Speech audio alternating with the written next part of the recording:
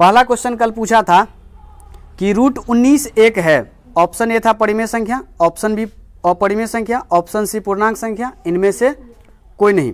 क्या होगा? अपरिमेय संख्या। क्यों? रूट के अंदर अगर कोई संख्या हो तो ये बाहर निकलना चाहिए, अगर नहीं निकला तो ये क्या होगा? अपरिमेय संख्या। तो ये देखो 19। और 19 के बारे में एक और बात ध्यान में रखना, 19 क्या है? अभाज्य संख्या। 19 क्या है? अभाज्य संख्या। ये भी तुम ध्यान में रखना। दूसरा क्वेश्चन हमसे पूछा था कि 140 का अभाज्य गुणनखंड में 7 का घातांक। देखो 7 का घातांक निकालने के लिए क्या करना होता है? 140 में सबसे बेस्ट उपाय होता है कि 7 से दिए तो 7 दूनी 14 20 आया। अब 7 से लगेगा? नहीं लगेगा। जब 7 से नहीं लगेगा तो 7 कितनी बार आया? एक बार। एक घात है, 7 का पावर कितना है? 1। हमसे घात पूछा था तो 1 में आंसर लगा देंगे, ऑप्शन नंबर बी। इसको और आसान से बना सकते हैं। 140 को लिख सकते हैं 14 गुने 10 लिख सकते हैं। अब 140 को 14 गुने 10 लिख सकते हैं। 14 में तो हमको पता है कि 2 गुने 7 होगा। अब 10 में पता है कितना? 2 गुने 5 होगा। कितनी बार 7 आया है? आंसर किस में लगाना है? 1 में लगाना है। ठीक है। अगला क्वेश्चन पूछा था कि युगलिड विभाजन प्रमेयिका के अनुसार किन्हीं दो धनात्मक पूर्णांक a और b के लिए एक अद्वितीय पूर्णांक q और r विद्यमान है।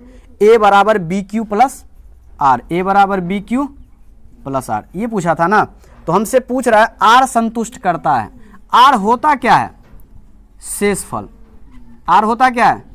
शेषफल। और हम जानते हैं, बचपन से ही हम सीखे हैं कि भाग जब भी देंगे तो शेषफल या तो 0 होगा या नहीं तो जिससे भाग देंगे उससे छोटा ही होगा। a बराबर बी क्यू में हम भाग किससे दिए रहते हैं? b से। तो या तो b से छोटा होगा या नहीं तो 0 होगा। यानी r जो होगा या तो 0 के बराबर हो जाएगा या 0 से बड़ा होगा, लेकिन छोटा किससे होगा? b से। क्यों होगा b से छोटा? क्योंकि हम b से ही भाग देते हैं। तो जितना से भाग देते हैं उतना के बराबर भी नहीं होगा। अगर बराबर हो भी जाता है तो कितना से? 1 मर्तबे फिर हम क्या लगा देते हैं? भाग लगा देते हैं। तो ये ध्यान में रखना, r जो होगा वो 0 से बड़ा होगा या 0 के बराबर होगा, लेकिन हमेशा b से क्या होगा? तो ऑप्शन नंबर देख लो, इसमें क्या है? Option number C. अगला क्वेश्चन पूछा था कि m एक धनात्मक पूर्णांक है तो एक धनात्मक समपूर्णांक क्या होगा? इसका हमने एक वीडियो भी डाला था। ठीक है। अब इसको क्या करना है? हमसे पूछा है m, इसमें से हमसे पूछा है कि धनात्मक समपूर्णांक। अब धनात्मक समपूर्णांक चेक करने के लिए क्या करना पड़ेगा? m के स्थान पे तुम 1 2 3 4 कोई भी संख्या रख दो, पूर्णांक संख्या। अब कोई भी संख्या रखेंगे और देखेंगे।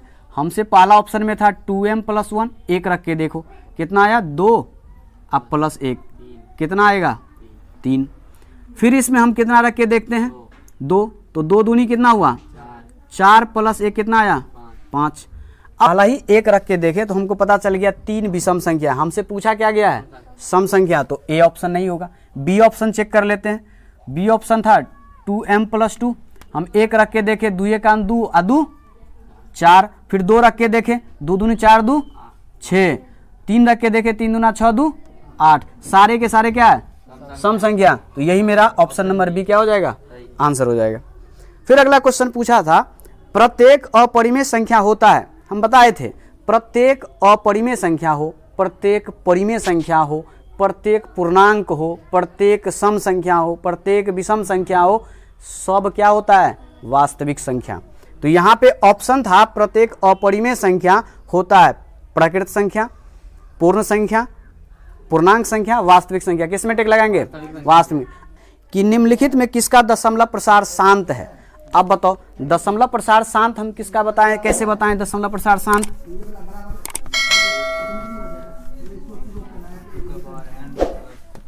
दशमलव प्रसार क्या बताएं शांत में? एक ही चीज बताए थे दशमलव प्रसार शांत में, बट्टे के नीचे केवल 2 आना चाहिए, केवल 5 आना चाहिए या 2 5 आना चाहिए। यानी 2 5 के अलावा कुछ भी नहीं आना चाहिए। तो क्या होगा? दशमलव प्रसार शांत हो जाएगा। अब हम देखते हैं ऑप्शन को। इतना तो जानते हैं बट हमको बनाने का तरीका क्या? देखो 32/91 मेरा पहला ऑप्शन दिया है, ऑप्शन नंबर ए। हम देख रहे हैं कि 91 और 32, 91 का गुणनखंड किए तो 7 गुने 13। बताओ इसमें 2 5 है, तो पहला ऑप्शन तो ऐसे कट गया। फिर दूसरा ऑप्शन देख रहे हैं 19/80। 80 को हम कैसे लिखते हैं?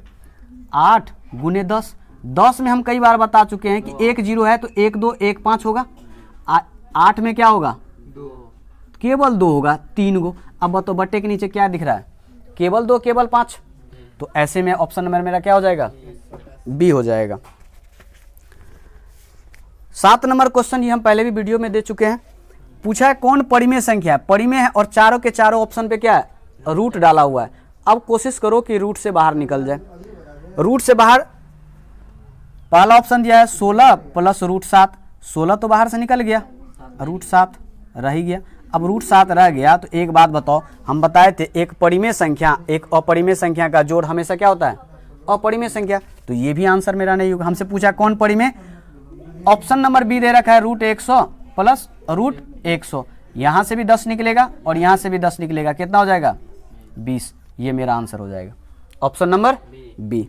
अगला चेक भी नहीं करना है, बात समझ में आ रहा है? अगला question, question number 8। Question number 8 क्या है?